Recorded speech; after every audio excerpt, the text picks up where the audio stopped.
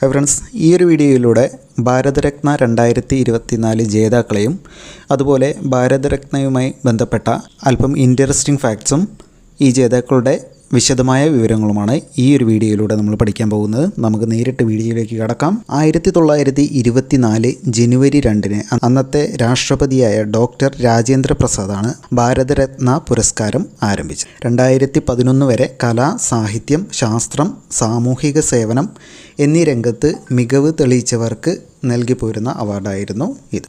ആദ്യത്തെ ഭാരതരത്ന പുരസ്കാരം ലഭിച്ച് ആർക്കാണ്? ഡോക്ടർ സർവേപ്പള്ളി രാധാകൃഷ്ണനാണ്. ഇപ്പോൾ ഇന്നുവരെ ഈ 5 പേരെ ഉൾപ്പെടുത്തി ഇന്നുവരെ ആകെ ലഭിച്ചിരിക്കുന്നത് 53 പേർക്കാണ് ഭാരതരത്ന പുരസ്കാരം ലഭിച്ചത്. അപ്പോൾ നമുക്ക് ഈ 2024 ഭാരതരത്ന പുരസ്കാരം ലഭിച്ച 5 പേരെക്കുറിച്ച് ഒരു കഥ കേൾക്കാം.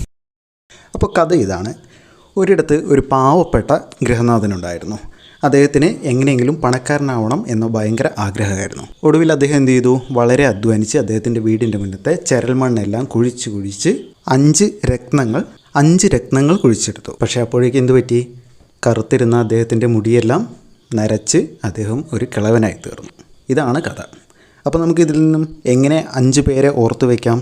ഗൃഹനാഥൻ എന്ന് പറയുന്നത് MS സ്വാമിനാഥൻ, അദ്വാനിച്ച് എന്നുള്ളത് LK അദ്വാനി, ചരൽമണ്ണ് കുഴിച്ച് ചൗധരി ചരൺ സിംഗ്, ചരലും ചരണും ഓർക്കുക.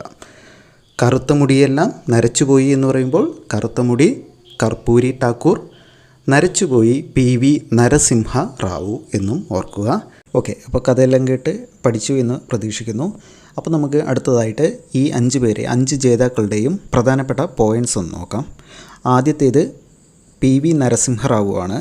അദ്ദേഹത്തിന് മരണാനന്തരമായിട്ടാണ് ഭാരതരത്ന ലഭിച്ചത്. PV നരസിംഹ റാവു, അതായത് പാമുലപർത്തി വെങ്കട്ട നരസിംഹ റാവു. നോക്കാം. ഇന്ത്യയുടെ 9ാമത്തെ പ്രധാനമന്ത്രിയായിരുന്നു അല്ലേ. 1991 മുതൽ 96 വരെ അദ്ദേഹം പ്രധാനമന്ത്രിയായിരുന്നു. ഇന്ത്യയുടെ വിദേശ നയം പുനഃക്രമീകരിച്ചത് ഇദ്ദേഹമാണ്. അമേരിക്കയുമായുള്ള ബന്ധം കൂടുതൽ ബലപ്പെടുത്തി, അതുപോലെ ഇസ്രായേലുമായുള്ള ബന്ധം സ്ഥാപിച്ചു. പിന്നീട് എന്താണ്? ആണവതന്ത്രം പിന്തുടരാനുള്ള ഇന്ത്യയുടെ അവകാശം ഉപേക്ഷിക്കാൻ അദ്ദേഹം വിസമ്മതിച്ചു. അതുപോലെ 73, 74 ഭരണഘടനാ ഭേദഗതി നിയമങ്ങൾ ഇദ്ദേഹത്തിൻ്റെ കാലത്താണ് അല്ലേ നിലവിൽ വന്നത്.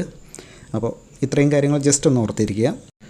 അടുത്തത് ലാൽ കൃഷ്ണ അദ്വാനി, അതായത് LK അദ്വാനിയാണ് അല്ലേ. ഒരു ചോദ്യം പ്രതീക്ഷിക്കാം. 50ാമതായി ഭാരതരത്ന ലഭിച്ച വ്യക്തിയാണ് LK അദ്വാനി. ഓക്കെ, നമുക്ക് നോക്കാം. അടൽ ബിഹാരി വാജ്പേയിയുടെ മന്ത്രിസഭയിൽ ആദ്യം ആഭ്യന്തരമന്ത്രിയായും പിന്നീട് ഇന്ത്യയുടെ 7ാമത് ഉപപ്രധാനമന്ത്രിയായിട്ടും പ്രവർത്തിച്ചിട്ടുണ്ട്. ഭാരതീയ ജനതാ പാർട്ടിയുടെ 1980 ആരംഭിച്ചതിന് ശേഷം ഏറ്റവും കൂടുതൽ കാലം പ്രസിഡൻ്റായി അനുഷ്ഠിച്ചത് ഇദ്ദേഹമാണ്. നോക്കാം, അടുത്ത വ്യക്തിയെ നോക്കാം. കർപ്പൂരി ഠാക്കൂർ 1970 മുതൽ 71 വരെയും 1977 മുതൽ 79 വരെയും 2 തവണ ബീഹാറിൻ്റെ മുഖ്യമന്ത്രിയായി പ്രവർത്തിച്ചിട്ടുണ്ട്. ഇദ്ദേഹം അറിയപ്പെടുന്നത് എന്താണ്? ജൻ നായക് എന്നാണ് അല്ലേ. അടുത്തത് 1978 അദ്ദേഹം OBC, സ്ത്രീകൾ, സാമ്പത്തികമായി പിന്നാക്കം നിൽക്കുന്ന വിഭാഗങ്ങൾ എന്നിവർക്ക് പ്രത്യേക കോട്ടകളോടെ 26% സംവരണം അനുവദിച്ചു. പാർശ്വവൽക്കരിക്കപ്പെട്ട സമുദായങ്ങളുടെ അവകാശങ്ങൾക്കായി വാദിച്ച ഒരു വ്യക്തി കൂടിയാണ് ഇദ്ദേഹം. അടുത്ത വ്യക്തിയെ നോക്കാം. MS സ്വാമിനാഥൻ അഥവാ മങ്കൊമ്പ് സാംബശിവൻ സ്വാമിനാഥൻ. ഇദ്ദേഹത്തിനും മരണാനന്തര ബഹുമതിയായിട്ടാണ് ഭാരതരത്ന ലഭിച്ചത്. നോക്കാം. ഇന്ത്യയുടെ ഹരിത വിപ്ലവത്തിൻ്റെ പിതാവ് എന്നറിയപ്പെടുന്നു അല്ലേ, നമുക്കറിയാം. ഇന്ത്യയെ കാർഷിക രംഗത്ത് സ്വയം പര്യാപ്തമാക്കാനും അതിനെ ആധുനികവൽക്കരിക്കാനും സഹായിച്ചു. ഉയർന്ന വിളവ് നൽകുന്ന ഗോതമ്പിൻ്റെയും അരിയുടെയും ഇനങ്ങൾ വികസിപ്പിച്ചെടുത്ത ഇദ്ദേഹമാണ് 1960കളിലും 70കളിലും ഇന്ത്യയുടെ കാർഷിക വിപ്ലവം സൃഷ്ടിച്ചു.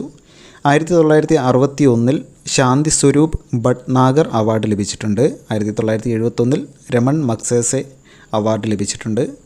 ഇതിൻ്റെ ഒന്നും വർഷം പഠിക്കണമെന്നില്ല. ശാന്തി സ്വരൂപ് ഭട്നാഗർ അവാർഡ്, രമൺ മഗ്സേസെ അവാർഡ്, അതുപോലെ Albert Einstein world science award എന്നിവ ലഭിച്ചിട്ടുണ്ട്.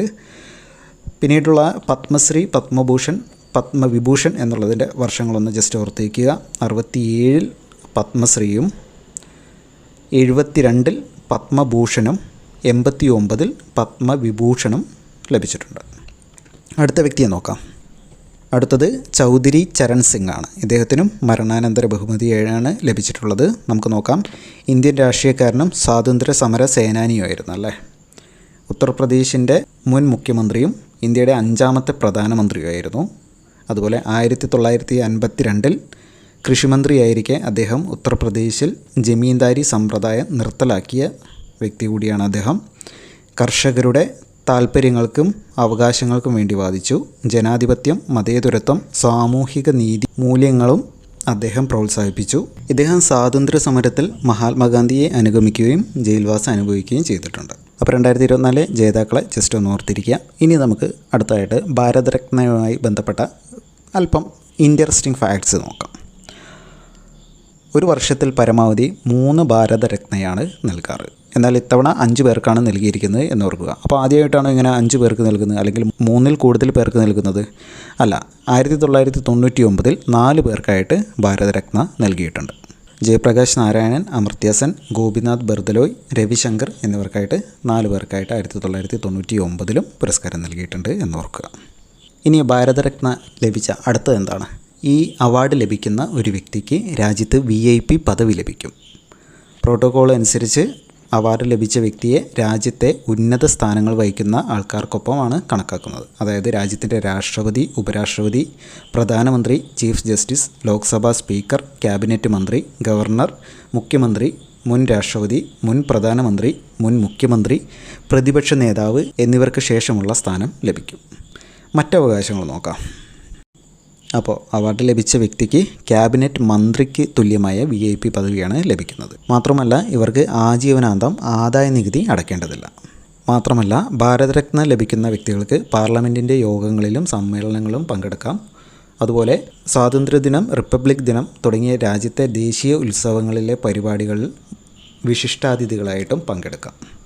മാത്രമല്ല ഇവർക്ക് വിമാനത്തിലും ട്രെയിനിലും ബസ്സിലും ടിക്കറ്റ് എടുക്കാതെ സൗജന്യമായി യാത്ര ചെയ്യാം. ഇവർ ഏതെങ്കിലും ഒരു മറ്റ് സംസ്ഥാനം സന്ദർശിക്കുകയാണെങ്കിൽ അവിടുത്തെ അതിഥി എന്ന പദവി ഇവർക്ക് ലഭിക്കും. മാത്രമല്ല സംസ്ഥാന സർക്കാരുകൾ ഇവർക്ക് പ്രസിഡൻസി വാറണ്ടിൽ ഇടം നൽകുന്നുണ്ട്. അതായത് സംസ്ഥാന സർക്കാരിൻ്റെ പരിപാടികളിൽ മുൻഗണന ലഭിക്കാനുള്ള ഒരു പ്രോട്ടോക്കോളാണിത്. അപ്പോൾ ഇത്രയുമാണ് ഭാരതരത്നയുമായി ബന്ധപ്പെട്ട് നമുക്ക് ഓർത്തു വയ്ക്കാനുള്ള കാര്യങ്ങൾ. അപ്പോൾ നിങ്ങൾക്ക് സെഷൻ ഇഷ്ടപ്പെട്ടുവെങ്കിൽ ലൈക്ക് ചെയ്യുക, സബ്സ്ക്രൈബ് ചെയ്യുക. കൂടുതൽ സെഷനുകൾ ഉടനെ വരും. വീഡിയോ ഇഷ്ടപ്പെട്ടെങ്കിൽ നിങ്ങളുടെ സുഹൃത്തുക്കൾ കൂടിയും ഷെയർ ചെയ്യുക. നമ്മൾ LDCയുടെ പ്രിപ്പറേഷൻ തിങ്കളാഴ്ച മുതൽ സ്റ്റാർട്ട് ചെയ്യുകയാണ്. താല്പര്യമുള്ളവർ ഉടനെ തന്നെ ചാനൽ ജോയിൻ ചെയ്യുക. അപ്പോൾ എല്ലാവർക്കും താങ്ക്